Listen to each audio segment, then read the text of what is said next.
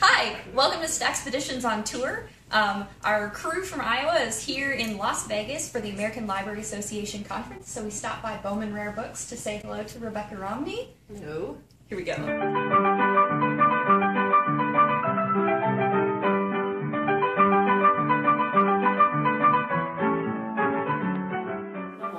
And I know we just came full circle, but there's still one book. Oh, that's fine. Table.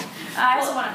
Okay, so this last book, this one I wanted to bring out because we were talking about the research, the additional research that goes into any given book. This one I had to do a ton of research for. There's so few copies of it. So what it is, I'll take it out of the box. It's very fragile. Okay. So this is William Clayton's Latter-day Saints Immigrant's Guide. And what it was is in the late 1840s, that's when you had the Mormons' mass exodus out west to Salt Lake City and the environs. And they were really the first group of people in that, at least large of a group, to go out west.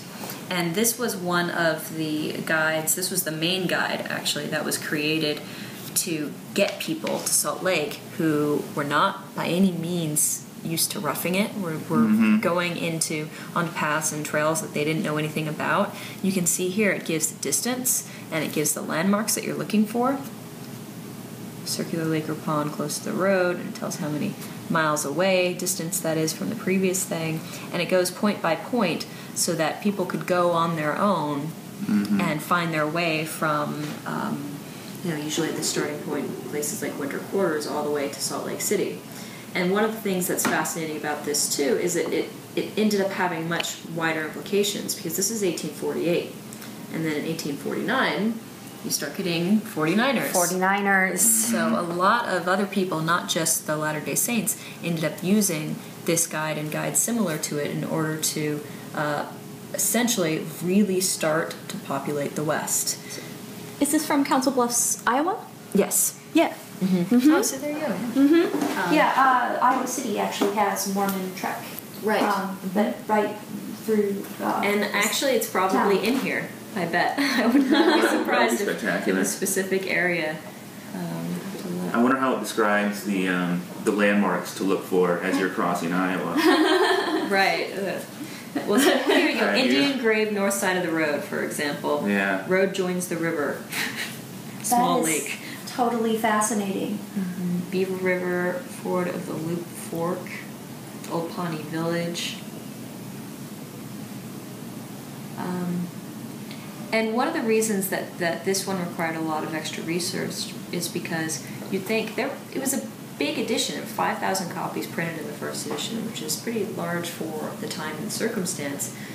But this is the type of book that once you've gotten to Salt Lake, why do you need it? Yeah. You're done. You're there. You arrived. It served its purpose, and so you discard it. You don't keep it. And then, of course, other additions would come that would be updated if there are newer landmarks or things like that, or different ways to get different trails to get west. So something like this, it wasn't meant to survive. It was meant to serve a very specific purpose and then just disappear. And so to have this here as this evidence of this entire amazing idea of this westward trek that people started taking in the 1840s, it's really exciting. I mean, we're talking maybe a dozen copies of these survive in this edition. So that's so cool. Yeah, it is very cool. It makes me happy. Well, then you're in the right profession. Clearly. Yeah. Clearly. No, I know I'm very lucky to be working with these materials, but on the other hand, I guess I just assume that other people feel the same way, and I always just want to say, look at this. Look, Don't you get it? Yeah, that's basically me teaching yes. and sometimes people get it, sometimes they don't, and oftentimes if they don't get it, it's because of me. It's because I haven't communicated the story very well. Because these stories are fascinating. This is so cool. But if I just sit there and say, look, neat, that's not necessarily going to communicate to someone who doesn't know the history of westward expansion, for example.